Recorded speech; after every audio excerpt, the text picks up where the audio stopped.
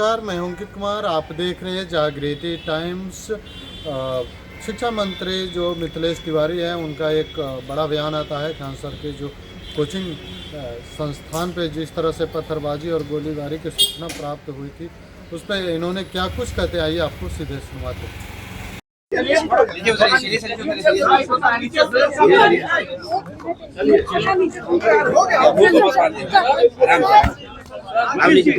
Khan sir की coaching पे इतना बड़ा हमला हुआ है, क्या कहेंगे? जिसने भी ये किया है वो बचेगा नहीं। सम्राट चौधरी जी की पुलिस उसे पाताल से खोज करके और उसे सजा देगी। और ये इस प्रकार की जो स्थितियां पैदा हो रही है, इसके लिए हम अगले 3 महीने में एक नियम बनाएंगे और उस नियम के दायरे में बिहार के सभी कोचिंग संस्थान को लाएंगे। मदरसों की जांच के लिए कमेटी बनाई गई है। सरकार जब पैसे देती है किसी भी संस्थान को, तो हम मदरसे को वेतन के लिए भी पैसे देते हैं और इंफ्रा के लिए भी पैसे देते हैं। संस्कृत में केवल हम वेतन के लिए अनुदान देते हैं, इंफ्रा में नहीं देते हैं। तो हमने दोनों को लेकर के एक साझा अभियान शुरू किया है कि हम दोनों की स्थिति को आकलन करेंगे कि कहाँ किस संस्थान को क्या दिक्कत है, और उसके लिए हम सारी परिस्थिति को डिजिटली, जो जांच रिपोर्ट है वो सब डिजिटली रहेगा, ऑनलाइन रहेगा। किसी को कुछ भी देखना होगा वो देखेगा, और सरकार को उसके बेहतरी के लिए क्या करना होगा वो सरकार करेगा। किस तरह का उम्मीदवार आप लोग बांकीपुर में देना चाह रहे हैं? भारतीय जनता पार्टी का एक सामान्य कार्यकर्ता बांकीपुर लड़ेगा। अब माननीय राष्ट्रीय अध्यक्ष जी की वो सीट है और उनका आशीर्वाद लेकर के जीत के सदन में जाए।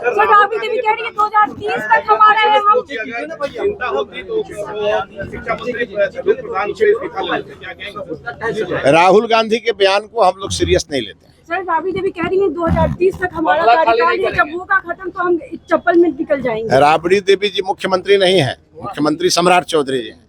और जब माननीय सम्राट चौधरी जी की सरकार ने जो डिसीजन लिया है उसे उन्हें पालन करना पड़ेगा, और पूरे खानदान को घर नहीं दिया जा सकता। सर, दिल्ली पहुंचे थे, पूर्वांचल मोर्चा ने भयंकर स्वागत किया है।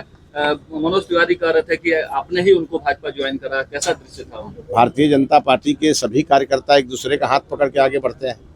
माननीय मनोज तिवारी जी, कोई बात सही है कि एक समय था जब हम उनको भारतीय जनता पार्टी में लेके आए, और जब हम मंत्री बन के गए तो उन्होंने बहुत शानदार मेरा स्वागत किया। उन्होंने अपने पुराने दिनों को याद भी किया। तो पूरा तो होने दो ना यार, सवाल तो पूरा होना। और दिल्ली में हमारे पूर्वांचल के बहुत सारे भाई और बहन रहते हैं, और बिहार बीजेपी का पूर्वांचल मोर्चा बहुत सशक्त है। इसलिए जब मैं गया तो मेरा दिल्ली में शानदार अभिनंदन हुआ, और साथ में जो एनसीआर के बहुत सारे इलाकों में भी मेरा अभिनंदन 2 दिनों तक हुआ। मैं उन सभी को बहुत बहुत अपने ओर से धन्यवाद करता हूँ। जुलाई महीने में टीआरई 4 का अध्याचना हम भेज देंगे बीपीएससी को, और वो पूरा शेड्यूल आ जाएगा। और जो छात्र हैं वो अपनी पढ़ाई करें, परीक्षा की तैयारी करें, इधर उधर की बातों में न फंसे। जुलाई महीना में वैकेंसी हम निकाल देंगे।